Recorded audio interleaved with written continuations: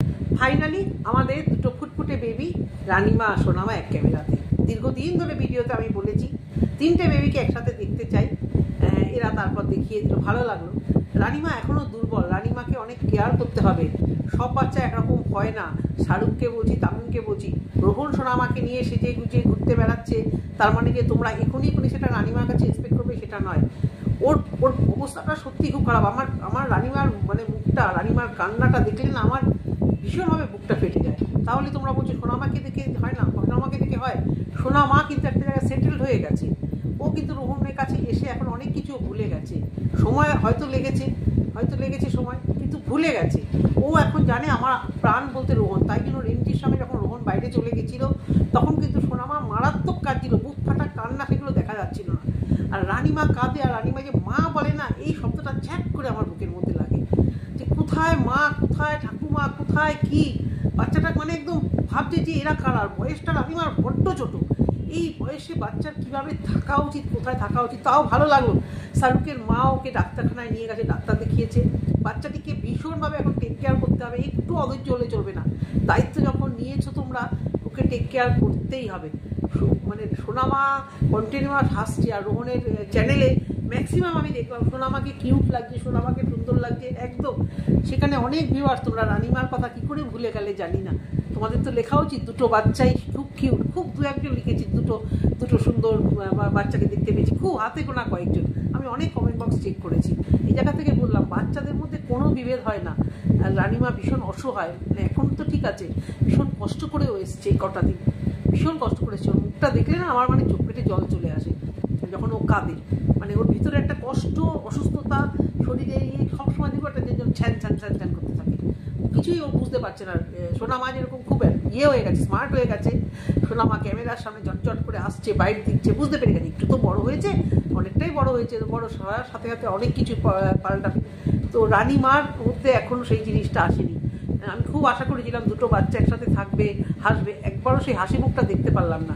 তো ডাক্তার দেখিয়ে নিয়ে এসেছি, কালকে আবার বললো যে দুজনকে একসাথে ভালো করে ভিডিও দেওয়া হবে। ভীষণভাবে ওকে টেক কেয়ার রাখতে হবে, ওর খাওয়া দাওয়া সমস্ত কিছু, শরীরের ভিতরে কিছু আছে কি না সেটা ডাক্তার দেখিয়ে সারাতে হবে। আমি বারবারই বলি ভ্যাকসিন, অবশ্য করে ভ্যাকসিনটা দিও। এখনও 1.5 বছরের বাচ্চা, নিশ্চয়ই আমার তো মনে হয় না একটাও ভ্যাকসিন ওর পড়েছে বলে।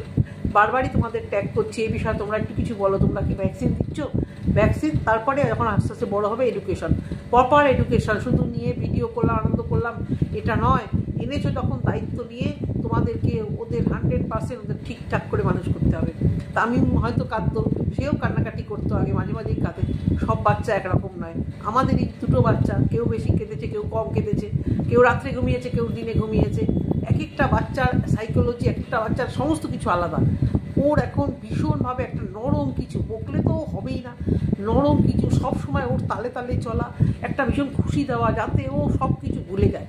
এত কষ্ট লাগে না, সবসময় ও কাঁদে, শরীরটা ভালো না, এত দূরে থাকি, তাই কাছে থাকলে সত্যি চেষ্টা করতাম কিছু করার, ভীষণ খারাপ লাগে। তো এই জায়গা থেকেই আজকে ভিডিওটা করলাম, যে বাচ্চা দুটোকে দেখলাম, থাম্বনেলটা দেখে ছুটে গেলাম রোহনের থাম্বনেলটা, যে ফাইনালি দুটো বন্ধু এক জায়গায় এসছে। ভাবলাম অনেক কিছু হাসি খুশি দেখতে পাবো, কিন্তু সোনামার কান্নাটা দেখে ভালো লাগলো না। একই ফ্রেমে দুজনে হাসবে, খেলবে, দেখতে নিশ্চয়ই পাবো, তার জন্য সময় লাগবে।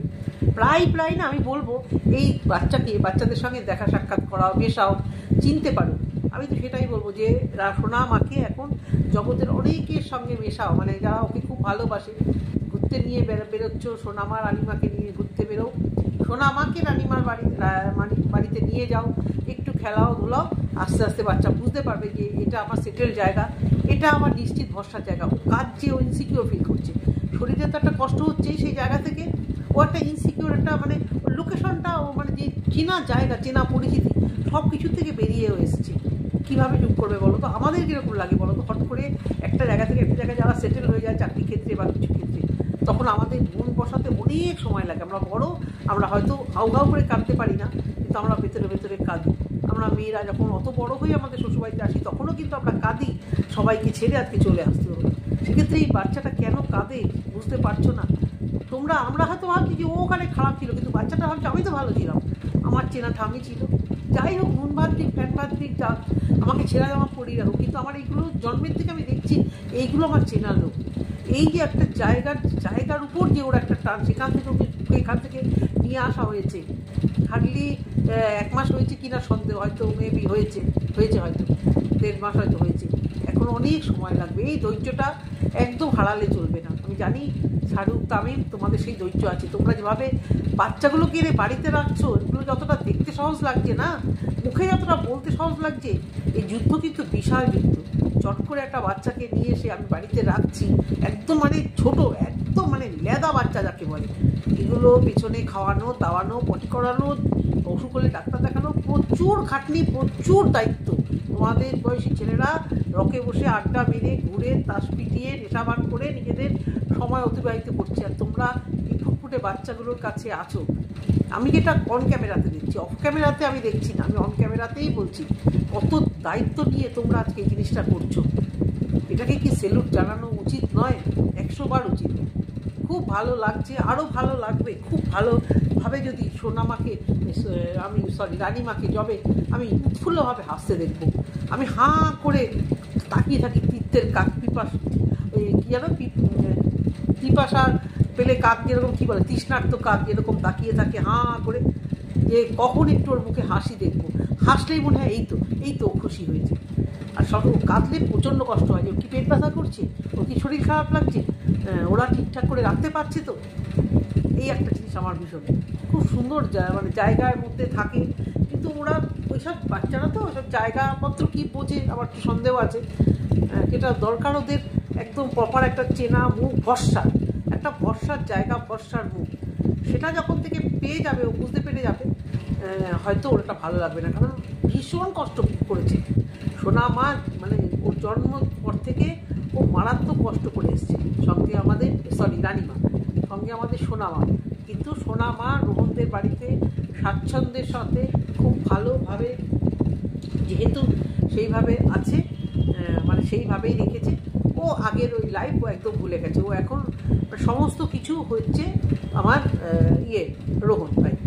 এবারে সোনামা হয়তো আঁকড়ে ধরে কাউকে একটা মানে বলবে যে কে আমার আপন, এরকম একটা আঁকড়ে ধরবে। তারপরে সোনামার জীবনে আসবে আরেকটি ঝড়, যদি কাউকে এরা দিয়ে দেয়।